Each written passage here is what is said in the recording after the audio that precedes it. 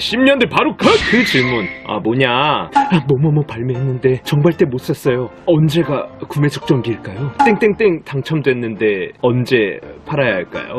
바로 요 질문들 본론으로 들어가서 간단 명료하게 말씀드릴게요. 구매, 판매 모두 동일합니다. 거의 공식이라고 보시면 돼요. 공식. 구매를 하고 싶다 라고 하면은 발매 초반을 피하시면 되고, 판매를 가장 비싸게 하고 싶으시다 라고 하면은 그냥 발매 초반에 누구보다 빠르게, 그냥 재빠르게 쥐새끼맨키로 타임어택 하듯이 흡사하게 팔아 제껴버리셔야 돼요. 그래서 이거에 대해서 또 막 반박이라고 할까요? 발매 초반에 걱정하시거나 구매하신 분들이 들어하시는 말씀들이 오파드님 말 듣고 조금 더 존버해볼까 하다가 그냥 사버렸어요, 이런 케이스인데, 이런 시기는 지났어요. 이런 품목의 대표적인 게 스캇 조던 하이인데, 이 친구는 발매 초부터 쭉 상승 곡선을 그리다가 되게 애매한 타이밍에 시세가 빠졌다가 최근엔 또 다시 회복을 해서 발매 시기가 1년이 더 지난 지금은 200만원 근처까지 갔죠. 그때와 지금이 뭐가 달라졌는지 그런 부분도 다음 영상에서 자세하게 설명드려보도록 하겠습니다.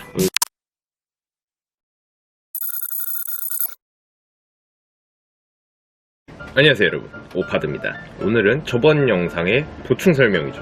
왜 이제는 스캇 조던 하이처럼 극초반이 제일 싼, 그러니까 발매 직후가 가장 싸서 발매하면 바로 빨리 사야 하는 시기가 지났는지, 그리고 그때는 왜 그랬는지에 대해서 설명을 해드릴 겁니다. 가장 간단하게 딱 원인 뭐냐, 가장 큰 거 바로 중국 때문입니다.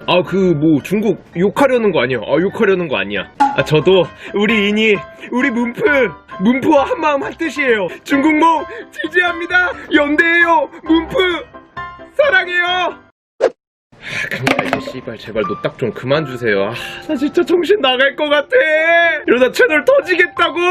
씨발.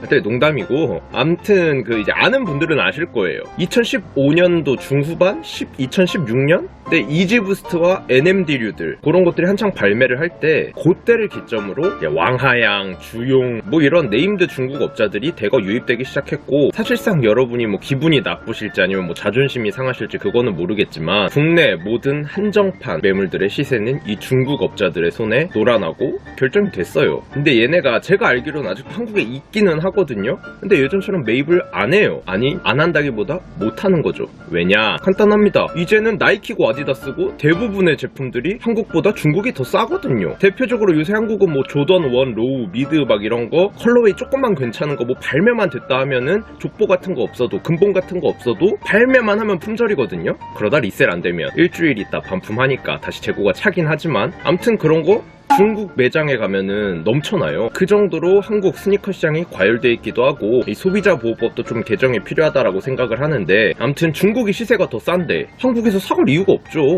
사가봤자 손해인데, 사서 손해를 만들 필요는 없잖아요. 그러니까 당연히 안 사가는 거죠. 그럼 왜 예전엔 중국 시세가 비쌌는데 지금은 싸졌냐? 이건 더 디테일하게 말하자면 더 될 수도 있겠지만, 오늘은 딱 두 가지만 말씀을 드릴게요. 이 두 가지 이유와 그 외 자잘한 여러 가지 원인들이 복합적으로 작용을 했다라고 보시면 되겠습니다. 자, 그러면 첫 번째, 2015-16년도 그때와는 다르게 중국의 아디다스와 나이키 매장 수가 늘어났다. 사실상 중국도 급속도로 발전을 한 나라고, 좀 쇄국 정책이라 해야 하나? 좀 국수주의적인 성격을 지닌 나라잖아요.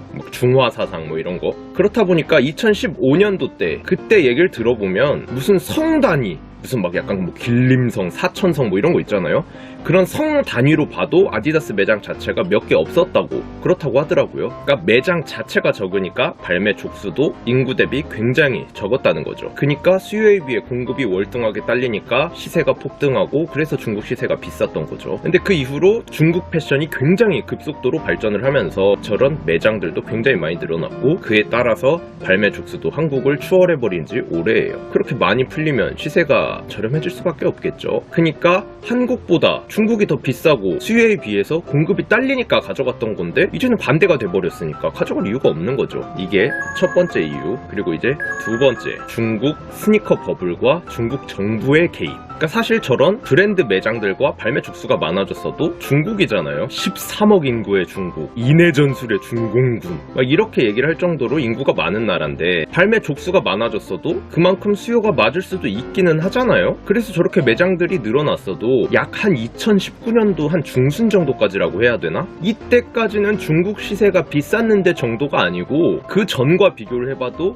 거의 제일 핫했어요. 거품이라고 해야 할 정도로. 그러니까 굳이 비교를 하자라고 하면 지금 한국 부동산처럼 그냥 쭉쭉 올라갔어요. 왜냐? 그게 그때 당시에 중국 갑부들 사이에서 지금 한국 부동산처럼 이 스니커즈, 한정판 스니커즈가 재테크 품목으로 유행을 했었다고 하더라고요. 그게 뭐 그때 당시에는 그 중국 스니커즈 앱들은 세금을 뭐 안 내도 됐었대요. 근데 뭐가 됐든 저렇게 신발이 재테크의 수단으로 열풍이 불면서 중국의 거품, 버블이 꼈었던 거죠. 근데 그 중국 스니커 버블이 2019년 중하순부터 꺼지기 시작합니다. 버블 붕괴죠. 왜 갑자기 2019년도 중하순부터 떡락하기 시작했느냐? 저 같은 경우엔 각 국의 뭐 이제 거래처라든지 뭐 업자들이라든지 아는 업자들 뭐 이렇게 있잖아요. 그래서 중국 거래처 쪽에 물어봤더니 저한테 보내준 중국 기사 사진 2개를 보여드리겠습니다. 먼저 2019년 9월 기사.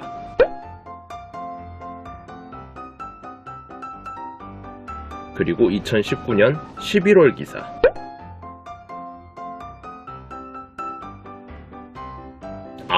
보이시나요? 그러니까 직접적으로 하지 마라 라고는 안 하지만 은근하게 압박하는 이거. 중국은 공산주의 국가고 공산주의는 불로소득을 싫어하죠. 거기에다가 민주주의랑은 달리 정부 눈에 벗어나면은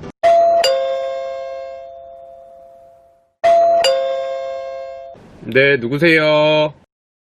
나랑 깨? 불 좀 꺼줄래? 네 새끼 간덩이 크기 좀 보게. 우리 공산주의 국가에서 정부가 하지 말라는 거 듣지 않은데? 무슨 법 위반으로 당신을 체포하겠습니다. 저희와 함께 가시죠. 거의 종갓나 새끼들은 고조이 시진핑 동무께서 하지 말라는 걸 왜 이렇게 하나? 그렇다면 삶에 미련은 없겠지. 다음 생에 보자 우동무. 바로 컷! 그냥 바로 컷! 이렇게 돼도 아무 말도 못하잖아.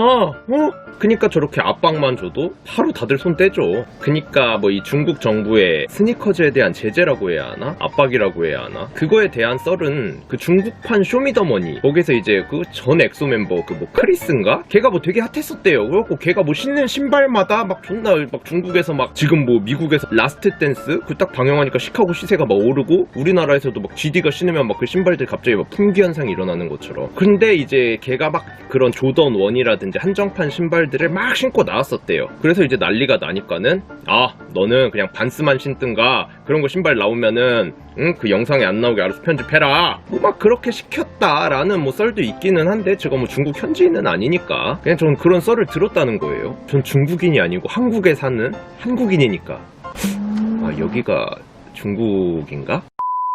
암튼 그래서 이런저런 중국 정부의 압박 때문에 저 때부터 중국 스니커즈 버블이 붕괴되기 시작합니다. 실제로 스캇 조던 하이와 에어맥스 97 상하이 이 두 개가 그때 당시에 제가 느꼈던 기이할 정도로 시세가 미친듯이 폭등하던 제품으로 기억하거든요. 특히나 이제 상하이 같은 경우에는 전형적인 약간 중뽕 신발이었고 근데 이 시세 그래프 딱 보세요.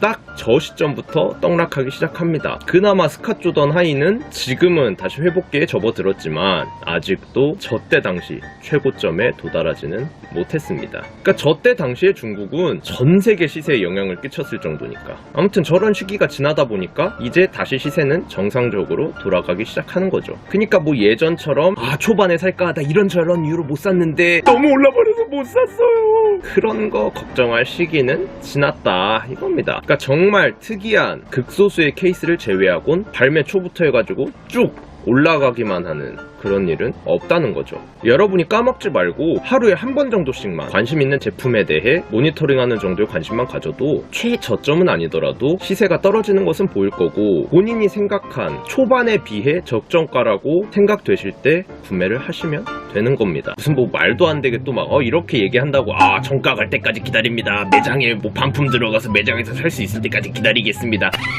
요거는 그냥 양심 뒤진 거예요. 왜 한정판인데? 그거는 리셀러 욕할 게 아니고 리셀러보다 네가 더한 새끼야 이 새끼야. 양심 없는 10년 미친년. 뭐 암튼 그럼 이제 다음 영상에서 해드릴 얘기는 왜 항상 발매 극초반은 그렇게 비싼가, 그리고 그때 매물을 사는 그런 사람들은 죄다 블랙 말랑카우라서 그러는 거냐, 그리고 이 영상을 보고도 그 비싼 가격에 극초반에 사는 사람들도 분명히 있을 거거든요. 근데 그럼 그 사람들은 초반에 사는 게 비싼 걸 알면서도 사는 거면 빡대가리냐 라고 생각을 하실 수도 있겠지만, 단순히 돈과 시세 같은 측면이 아닌 다른 관점에서 보면은 그렇지 않을 수도 있고 오히려 그들이 현명한 걸 수도 있어요. 그러니까 극초반에 비싸게 산다고 해서 그 사람들이 모두 호구가 아닌 이유, 그리고 발매 극초반 매물들이 비싸도 팔리는 이유들에 대해 설명해드리도록 하겠습니다. 그럼 오늘도 긴 영상 시청해주셔서 감사합니다. 그럼 갑니다.